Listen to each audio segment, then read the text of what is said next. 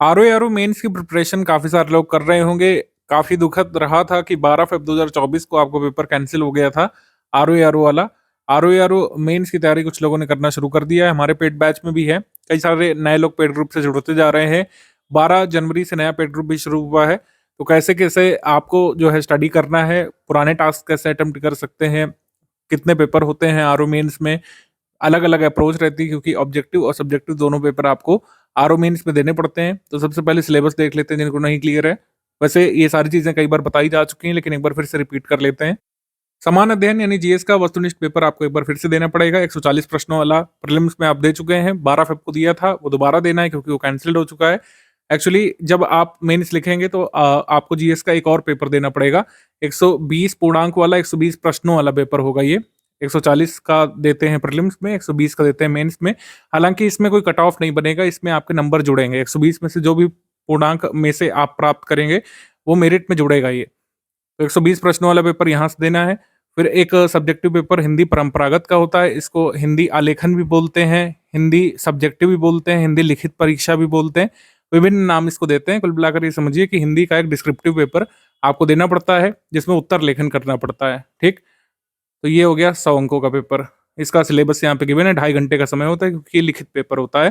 फिर आपका एक और ऑब्जेक्टिव पेपर होता है खंड 2, ये वस्तुनिष्ठ पेपर होता है। वस्तुनिष्ठ पेपर आप जो है प्रीलिम्स में भी देते हैं। 60 अंकों का ही देते हैं लेकिन प्रश्न उसमें 60 रहते हैं। अब की बार क्या होगा कि प्रश्न इसमें रह जाते हैं 30 और पर्यायवाची वाला टॉपिक हट जाया करता है। इसमें पूर्णांक 60 बने रहते हैं, प्रश्न रह जाते हैं 30 और पर्यायवाची वाला टॉपिक हटने के बाद यही टॉपिक आपके रह जाते हैं। इस पर आपने प्रीलिम्स पर भी पेपर दिया था। अभी री एग्ज़ाम जब होगा प्रीलिम्स वाला तो आप फिर से देंगे। तो मेंस में क्या होता है कि ये 30 प्रश्नों वाला पेपर आ जाता है। थोड़े से प्रश्न टफ लेवल के भी होते हैं इसमें, क्योंकि जो प्रीलिम्स वाला हिंदी का पेपर होता है, सामान्य शब्द ज्ञान और व्याकरण वाला काफ़ी ईज़ी लेवल का पूछते हैं, 55 प्लस उसमें लाए जाने की संभावना होती है। लेकिन जो ये ऑब्जेक्टिव वाला ये मेंस वाला होता है, इसमें जो है 50-52 नंबर ही मैक्सिमम आप ला सकते हैं क्योंकि कुछ शब्द जो है काफ़ी कठिन और क्लिष्ट पूछ लेते हैं इसमें। लेकिन पूरी तैयारी हमारी टीम कराती है और इसमें भी ऐसा नहीं है कि लाए नहीं जा सकते 55, 55 बिल्कुल लाए जा सकते हैं। 1-2 क्लिष्ट क्वेश्चन को छोड़ कर के सारे शब्द आपको हमारे स्टडी मटेरियल से मिल जाया करते हैं, ठीक है? ये स्टडी मटेरियल आपको गिवन होगा, आपको इसमें टेस्ट वगैरह कराए जाएँगे, पेड क्विज़ लगातार चल ही रही है, प्रीलिम्स वाली भी जिन लोगों ने लिया है उसमें आपको इसका फ़ायदा मिलता ही है, ठीक है? कई सारे प्रश्न जो है प्रीलिम्स वाले से ही आ जाते हैं, कुछ टफ क्वेश्चन होते हैं, जैसे मान मान के चलिए आप कि जैसे प्रीलिम्स में क्या होता है कि 55 सरल सवाल होते हैं, मैं प्रीलिम्स की बात कर रहा हूँ, प्रीलिम्स जब 60 प्रश्नों वाला हिंदी का पेपर देते हैं, 55 सरल होते हैं, इसमें से 3 करीब जो है टफ सवाल होते हैं, कठिन सवाल होते हैं और 2 जनरली जो है बहुत डाउटफुल या डिस्प्यूटेड होते हैं ये। मैंने 4-5 बार जो है पेपर की तैयारी कराई है, आरओ प्रीलिम्स वाली और उसमें देखा है कि 2 सवाल गलत जैसे निकलते ही हैं। अब उसमें आयोग या तो मॉडिफाई करता है उनको या फिर उसके प्रश्न को ही डिलीट करता है। लेकिन 55 प्लस लाने की संभावना होती है। 55 सरल वाले सारे के सारे किए जा सकते हैं। टफ भी 1-2 आप निकाल ले गए तो 56-57 तक आपका स्कोर पहुँच जाता है। वही मेंस वाले में क्या रहता है कि 30 प्रश्नों में से 25 से 26 आप सॉल्व कर ले जा पाते हैं। 1-2 प्रश्न इसमें कई बार रह जाया करते हैं। हम कोशिश हमेशा लगातार करते हैं कि सारे के सारे शब्द सम्मिलित करें, लेकिन वो किसी न किसी ग्रंथ से कोई ऐसा शब्द ले आते हैं, जो आप नहीं कर पाते हैं। लेकिन फिर भी पूर्णांक में आप जो है इसमें भी मेंस में भी 55 आराम से ला सकते हैं। हमारे स्टडी मटेरियल को पढ़ करके 55 ला सकते हैं, 56 तक ला सकते हैं। उससे ज़्यादा आप नहीं ला पाएँगे, ना ही इसकी उम्मीद करनी चाहिए। फिर ये 120 प्रश्नों का एक और पेपर होता है लिखित वाला, निबंध का पेपर होता है, 3 घंटे का पेपर होता है। सबसे लेंदी पेपर यही होता है क्योंकि इसमें 3 निबंध आपको करने पड़ते हैं। 600 शब्दों के 3 निबंध लिखने पड़ते हैं, यानी कि 1800 शब्द आपको कंप्लीट करने पड़ेंगे और 120 पूर्णांक का ये पेपर होगा। 40-40 का एक मतलब हर एक निबंध 40 मार्क्स का होगा तो 40, 40, 40 हो गया 120 और 3 घंटे में इसको अटेम्प्ट करना रहेगा। कुल मिलाकर ये योग बनता है 400 में से आपका करीब 280 पर सिलेक्शन हो जाया करता है। 280-282 जो लोग ले आते हैं, उनका सिलेक्शन हो जाता है यूआर कैटेगरी में, अलग-अलग अन्य कैटेगरी में थोड़ा-थोड़ा और कम रहता है। आरओ मेंस के सिलेबस का अध्ययन करके हम ये बात कह सकते हैं कि 2 ऑब्जेक्टिव, 2 सब्जेक्टिव पेपर आपको देने पड़ते हैं और जो ज़्यादा रोल है वो यहाँ पर सब्जेक्टिव पेपर का ही रहता है क्योंकि हिंदी परंपरागत यहाँ पर 100 मार्क्स का हो गया और ये निबंध वाला हो गया 120 मार्क्स का। जब तक आप इसमें कम से कम जो है 65-70% नहीं स्कोर करते हैं, मतलब 65 के परसेंट के अराउंड नहीं स्कोर करते हैं, तब तक आपके सिलेक्शन के चांसेस कम होते हैं क्योंकि जो जीएस का पेपर है काफ़ी टफ लेवल का होता है। जीएस का जो ये 120 पूर्णांक वाला जो पेपर आता है, इसमें बहुत ही कम संभावना होती है कि आप इसमें 70 क्रॉस कर पाएँ। पेपर काफ़ी टफ लेवल का होता है, अगर आप ज़्यादा करने के चक्कर में रहेंगे तो नेगेटिव मार्किंग आपकी हो जाती है। तो 70 से ज़्यादा लोग इसमें क्रॉस नहीं कर पाते हैं, चाहे जितनी आपने तैयारी की हो। पेपर काफ़ी टफ लेवल का होता है। आप करंट अफेयर के सवाल सही कर ले जाएँगे अन्य सब्जेक्ट्स के, लेकिन जीएस में पीछे हो जाते हैं। 70 तक इसमें लाया जा सकता है। तो बाकी यहीं पर बागडोर आपको सँभालनी पड़ती है कि परंपरागत में जो है हिंदी में 100 में से कम 65 अंक लाए जाएँ और इसमें भी 65 से 70 अंक यहाँ पर 120 में से लाए जाएँ, तब आपके सिलेक्शन के चांसेस बढ़ जाते हैं, ठीक? तो इसी कोड को जो है हमको ब्रीच करना है और ये कैसे होगा? प्रैक्टिस से। आप जीएस की तैयारी बुक से कर सकते हैं, पेड क्विज़ से कर सकते हैं, हमारे नोट से हम तैयारी करा रहे हैं, ठीक है? जिन लोगों ने जीएस वाला लिया, मेंस वाला, उनको recorded video lecture, current affair और सारे नोट्स वगैरह अवेलेबल करा दिए गए हैं। मैक्सिमम आप उससे पढ़िए मेंस के लिए। प्रीलिम्स में भी वो फ़ायदा करेगा क्योंकि जो सिलेबस है वो आइडेंटिकल है। यहाँ पर देखिए लिखा हुआ है, समान अध्ययन वस्तुनिष्ठ प्रकारक। इसमें हमने वही प्रीलिम्स वाले सिलेबस को ही कॉपी काट यहाँ पे कर दिया है क्योंकि ऐसा ही है। एक्चुअली जो नोटिफ़िकेशन होता है उसमें प्रारंभिक परीक्षा जैसा लिख कर के आता है। हमने यहाँ पर क्या किया है कि प्रीलिम्स वाले सिलेबस को ही कट पेस्ट यहाँ पर कर दिया है आपकी बेहतर समझ के लिए। तो आयोग लिख कर ही देता है कि जो समान अध्ययन का पेपर होगा वस्तुनिष्ठ प्रकार का आरओ मेंस में, वो प्रारंभिक परीक्षा के सिलेबस के जैसा होगा, प्रश्न खाली अलग हो जाएँगे, 120 रह जाएँगे। सो ये है कुल मिलाकर के। तो आपको प्रैक्टिस यहाँ पर करनी ज़रूरी होती है। जो 2 पेपर हैं, एक हिंदी परंपरागत वाला, ये 100 पूर्णांक वाला और एक हिंदी निबंध वाला, बिना प्रैक्टिस के नहीं किया जा सकता है।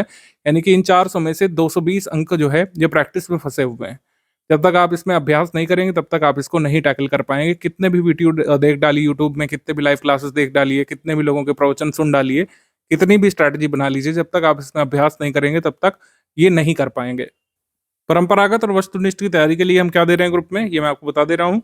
परंपरागत के लिए आपको जो है टोटल स्टडी मटेरियल दिख रहा होगा, कुछ पीवाईक्यू हमने दिए हैं और हमने अपने 10 मॉडल उत्तर भी दिए हैं व्याख्या सहित, जिससे आप ओवरऑल समझें कि पेपर को कैसे अटेम्प्ट करना है। एक तो ये बेसिक स्टडी मटेरियल हो गया। अब इससे भी पूरा लाभ नहीं मिल जाएगा। ऐसा नहीं हो सकता कि स्टडी फॉर सिविल सर्विस की परंपरागत वाली पीडीएफ ले ली और उससे कर लिया और आप 65 प्लस पा गए। ऐसा नहीं हो पाएगा जब तक आप खुद से लिखेंगे नहीं, क्योंकि जो गद्य हमने दिए हैं, मॉडल उत्तर में गद्य दिए हैं, लेकिन वो सारे गद्य तो बदल जाएँगे। जो आपके एग्ज़ाम में गद्य आएगा वो किसी को नहीं पता है। वो किसी भी बुक से, किसी भी निबंध के पोर्शन से, किसी भी स्पीच से हो सकता है, वो कहीं से भी हो सकता है। ठीक? तो गद्य अटेम्प्ट करना आपको आना चाहिए, गद्य प्रेडिक्ट नहीं कर सकते हैं। यहाँ पर जीएस जैसा खेल नहीं है। तो पाठ्यक्रम के अनुसार हमने आपको स्टडी मटेरियल बेसिक वाला दे दिया है, जिसमें फॉर्मेट वगैरह आप समझ सकते हैं, क्योंकि ज़्यादा दिक्कत लोगों को होती है फॉर्मेट कैसे बनाते हैं, सारणी रूप में सार लेखन कैसे करते हैं। तो वो सब के लिए एक पॉपअप पीडीएफ हमने दे दी है। उसके वीडियोस भी जल्द आने लगेंगे आपके ग्रुप में। उसके लिए थोड़ा-सा वेट भी कर सकते हैं चाहे तो, अदरवाइज़ पॉपअप पीडीएफ से पढ़ेंगे सब समझ में आएगा। अगर नहीं समझ में आता डिस्कशन ग्रुप में पूछ सकते हैं आप। वस्तुनिष्ठ पेपर के लिए हमने प्रीवियस ईयर पेपर दिए हैं, एससीएस के मॉडल पेपर हल सहित दे दिए हैं कि कैसे क्वेश्चंस आते हैं, थोड़ा से टफ ट्रिकी लेवल के, उसको आप सॉल्व करिए। हमारा स्टडी मटेरियल पढ़िए हिंदी वाला, आपको प्रीलिम्स में भी हेल्प करेगा, पर्यायवाची हट जाया करता है मेंस वाले में, और बाकी 5 टॉपिक तो पर्यायवाची को छोड़ करके वो प्री में भी रहते हैं, ठीक? तो आप लोग अध्ययन सामग्री पढ़िए और लगातार प्रैक्टिस करिए। जो लोग प्रीलिम्स वाले ग्रुप में हैं, काफ़ी सारे लोग कॉमन ग्रुप में हैं, प्रीलिम्स में भी हैं, तो वो लोग प्रैक्टिस कर रहे होंगे प्रीलिम्स का, उसका लाभ आपको जो ये ऑब्जेक्टिव वाला है उसमें भी मिल रहा होगा। अब परंपरागत की तैयारी एक्चुअली कैसे होगी? परंपरागत की तैयारी होगी टास्क राइटिंग से। टास्क का मतलब यहाँ पर अभ्यास कार्य मानिए, जहाँ जहाँ पर टास्क लिखा रहा है उसको ये मानिए कि हम यहाँ पर अभ्यास कार्य की बात कर रहे हैं, अभ्यास कार्य। अब अभ्यास कार्य क्यों ज़रूरी है? अभ्यास कार्य इसलिए ज़रूरी है क्योंकि जो पेपर आएगा, वो तो 1-2 पेजेज़ पे छप कर के आ जाता है। उसमें गद्य रहता है, उसमें क्वेश्चन्स रहते हैं जो भी मैं आपको दिखाने जा रहा हूँ। उसको आंसर कैसे करेंगे, ठीक है? क्योंकि वो लिखित पेपर है, उसमें आंसर आप पहले से तैयार करके जाते हैं तभी आप उस पे कर पाते हैं। अदरवाइज़ कुछ लोग जो है 10-10, 20-20 नंबर भी प्रीवियस ईयर में पाए हुए हैं, जिन लोगों ने प्रैक्टिस नहीं किया था या फिर कैजुअली पेपर दिया था। सामान्य हिंदी और आलेखन का ये आपका प्रश्न पत्र होता है। ये 100 अंकों का यहाँ पे लिखा हुआ है, लेटेस्ट वाला मैं आपको दिखा रहा हूँ। आरओ मेंस 2021 वाला जो 2022 में हुआ था अप्रैल मंथ में, उस तरीके का आया था। इसमें पहला जो पोर्शन होता है अवतरण वाला। अब इसमें हम टास्क इस तरीके से कराते हैं कि जैसे ये गद्य है, तो इस गद्य के करीबन 4-5 अभ्यास कार्य आपको एग्जाम से पहले करा देते हैं, और जो फुल लेंथ टेस्ट सीरीज होती है वो तो है ही अलग से। 10 फुल लेंथ टेस्ट सीरीज का हमारा कमिटमेंट है। 10 ऐसे पेपर हम आपको कराएंगे, प्रश्न पत्र मिलेगा, फिर आप जो है उसमें अटेम्प्ट करेंगे प्रश्न पत्र को, आपकी आंसर शीट चेक करके दी जाएगी, आपको बताया जाएगा कि आप किस तरीके से उसमें इम्प्रूव कर सकते हैं, और मॉडल उत्तर भी मिलता है। ये टेस्ट सीरीज के डेट्स वगैरह आप जल्द हम अनाउंस करेंगे। थोड़ा सा एग्जाम का कुछ पता चल जाए कैलेंडर वगैरह, तब हम आपको टेस्ट सीरीज का शेड्यूल दे देंगे। इसको थोड़ा सा बाद में ही रखेंगे, जिससे आप अभ्यास कार्य नया-नया कर चुके हों। ऐसा नहीं हम करेंगे कि पहले ही 10 टेस्ट सीरीज करा दें और फिर आपको लगे कि एग्जाम जब नज़दीक है तो हमने कोई अभ्यास कार्य किया ही नहीं है। तो ये अवतरण जो है 4-5 अवतरण हम लोग इसमें आपको करा देते हैं। तो अवतरण जब आप करते हैं तो आप समझ पाते हैं कि 3 नंबर वाले प्रश्न को कैसे अटेम्प्ट करना है, 6 नंबर वाले को कैसे करना है और 12 अंक वाले को कैसे आपको अटेम्प्ट करना है, ठीक? और फिर जब ये सरकारी रूप मतलब ये सरकारी पत्र का सरली रूप में लेखन करने को आता है, इसके कई सारे एग्ज़ाम्पल आपको स्टडी मटेरियल में भी मिल जाएँगे। इसके भी टास्क हम आपको कराते रहते हैं। जब इसके टास्क कराएँगे तो आपको समझ में आएगा कि ये 15 अंकों वाला प्रश्न जो है, कैसे अटेम्प्ट करना होता है। ये 15 मार्क्स का होता है। तो कोर्स के दौरान फुल एंड टेस्ट सीरीज में 10 बार आप इसको कर लेंगे, 10 बार सारणी रूप में सार लेखन करेंगे और टास्क के दौरान तो करेंगे ही, ठीक? अब ये हो गया। अब ये पोर्शन होता है ये ड्राफ्टिंग वाला। जैसे इसमें काफ़ी लोग फँसते हैं, ये हिंदी ड्राफ्टिंग इसको बोलते हैं। ड्राफ्टिंग के यही मेजर जो प्रश्न होते हैं 3 आते हैं, ठीक है? ये 8 इंटू 3 24 लिखा हुआ है। कोई 3 आपको सैंपल आते हैं ड्राफ्टिंग के लिए। हमारे सिलेबस में 7 हैं, हर बार कोई 3 आएँगे, ठीक? जैसे अर्थशास्त्रीय पूछा गया, इस बार हो सकता है शासकीय आए, कार्यालय आदेश पूछा जा चुका है, तो हो सकता है कार्यालय ज्ञाप पूछे अब की बार, विज्ञप्ति पूछ चुके हैं, तो हो सकता है अनुस्मारक पूछें। ये ड्राफ्टिंग जो है 24 मार्क्स की आती है। इसका पूरा स्टडी मटेरियल आपको स्टडी मटेरियल में मिल गया होगा, एग्ज़ाम्पल आपको पता लग गया होगा। अब इसको हम टास्क में लिखवा लेंगे, जैसे कम से कम 2 विज्ञप्ति आपको टास्क में लिखवा लेंगे, 2 कार्यालय आदेश आपको लिखवा लेंगे, अर्थशासकीय 2-2 बार लिखवा लेंगे, शासकीय 2 बार लिखवा लेंगे और जो अन्य जो बच रहे हैं सिलेबस में है पोर्शन जैसे अनुस्मारक बच रहा है, ठीक है? वो लिखवा लेंगे आपको। कई बार एक सिचुएशन दे करके शासकीय पत्र लिखवाने को बोलते हैं कि आप फलाँ अधिकारी बन करके शासकीय पत्र का एक प्रारूप तैयार कर दीजिए। ठीक है? ऐसे प्रश्न आते हैं आपके एग्ज़ाम में और ये 10 नंबर का ये आता है हिंदी से अंग्रेजी और अंग्रेजी से हिंदी आता है, तो 20 नंबर का ये सवाल आता है। ये थोड़ा-सा याद करने वाला पोर्शन हो जाता है। इसका स्टडी मटेरियल में आपको सारे वर्ड्स मिल जाएँगे। जो हमारे स्टडी मटेरियल में होता है वो एग्ज़ाम में मिल जाता है आपको। मतलब हमारे स्टडी मटेरियल से ये 10 शब्द जो आएँगे, ये मिल जाएँगे आपको एग्ज़ाम में। कई सारे लोग कन्फ्यूज़्ड रहते हैं कि सेंटेंस भी आता है, सेंटेंस वगैरह नहीं आते हैं। इसी तरीके का आपको एग्ज़ाम में आएगा। सेंटेंस नहीं आएगा कि राम जाता है इसका ट्रांसलेशन करिए या फिर वह व्यक्ति कार्यालय आदेश लिख रहा है, इसका ट्रांसलेशन करिए, ऐसा नहीं आता है। सेंटेंस नहीं आते हैं, सिर्फ़ वर्ड्स आते हैं। जैसे बाय लॉ है, तो इसका क्या होता है? इसका उपविधि होता है।